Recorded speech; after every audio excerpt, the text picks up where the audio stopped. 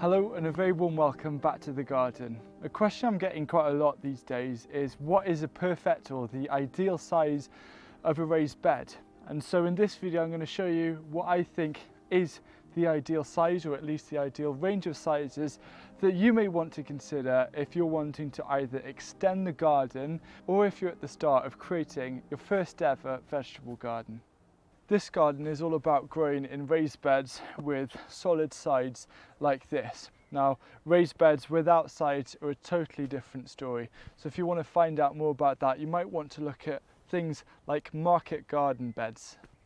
When it comes to raised bed sizes, the most important thing for me is for it to be as ergonomical as possible to work around. I don't want to be regretting particular sizes. And the first thing to explore is talking about the maximum and minimum width I believe a raised bed should be. As the years have progressed, the garden has changed and evolved. Originally, all the beds are around 6 foot wide. Now, it's totally doable. What you need is to have something like a plank in order to walk on it and reach the middle.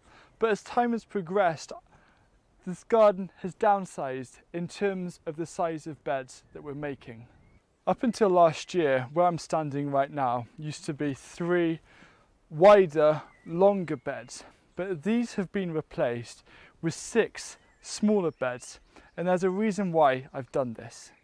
When you have a bed like this, which is 6 foot wide or 1.8 meters, it's quite hard to deal with, because if you're trying to focus and you're gardening down like this and you're trying to reach over, you're tempted to put your foot down and working like that, and then you're kind of arcing your back a bit. It isn't the best. But when you have a bed that's more narrow, it's really easy to reach the middle without having to stretch or step on it. And to get to the other side, you simply walk around and you've got the whole thing covered.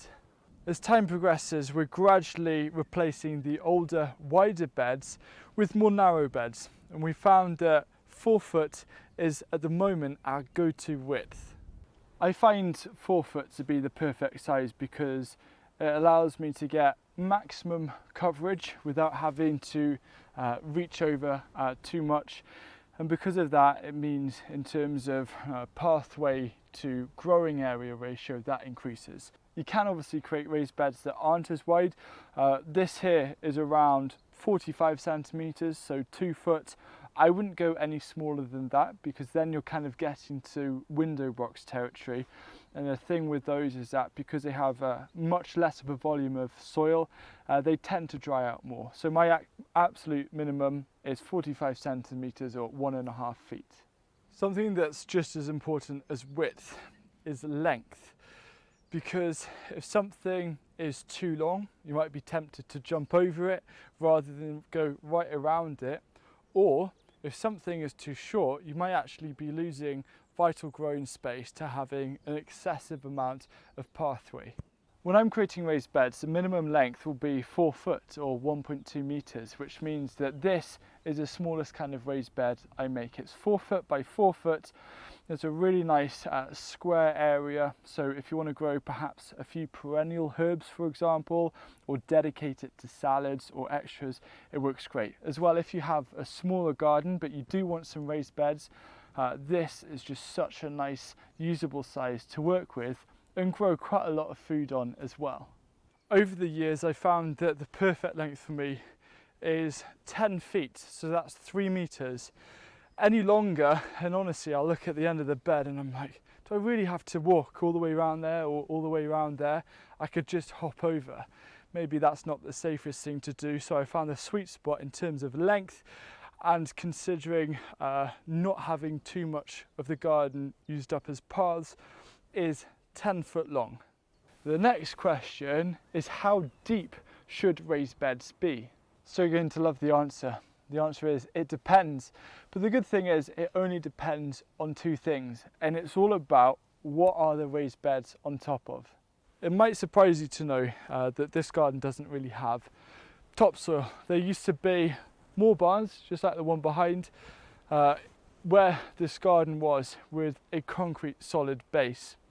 And that means that because of having a lack of topsoil, the height of the raised beds needs to be a little bigger. So if you're building raised beds on hard ground, you want to aim for your beds to be at least 30 centimetres high in order for you to grow the widest variety as possible. You can always make your beds taller later on, but aim for a standard of 30 centimetres. If your garden has quite a deep topsoil layer, you might actually want to consider having shorter raised beds, say 20 centimetres. I personally wouldn't go lower than this because then you're starting to lose some of the unique benefits of raised beds with sides. One of them being raised above the ground, meaning you don't have to constantly be stretching down too far. And if you have a bad back, that might be something you want to consider. When it comes to raised beds under cover, it's a different story. In terms of height, you want at least 30 centimetres. For length, I'm not too worried. I know that undercover growing space is so precious. I'm okay to walk right around this long section of raised bed. This raised bed in the middle is 4 foot wide, so I can get maximum coverage on both sides. But when you're undercover, you usually are growing up against the side. So at an absolute maximum, I want the beds to be around 3 foot wide. These here are around 2.5 foot, so I can still get quite a good reach. But if it was 4 foot, it would mean that it would be really awkward because I can't go around the other side because there's no pathway behind this bed. So that's roughly the ideal raised bed size I like to aim for. 1 foot deep, 4 foot wide and 10 foot long. Now if you've created a load of raised beds or you're trying to extend your garden and you're worried about how to make a planting plan in order to get the most from it, then you can check out a course that I've made. It's an online course called the Productive Planting Plan, which is designed for you to have abundance of food year round, and you can get 20% off using the coupon code PLAN20, and there's more info down below. This course is going to show you how to create a planting plan for your garden that not only provides an abundance of food, but also loads of satisfaction and enjoyment throughout the growing season. You're going to learn how to create a bespoke planting plan that is tailored to your climate and also to your needs. And a monthly planting plan is simply an upgraded version of an annual planting plan with the sole goal of you being able to get more from your growing space.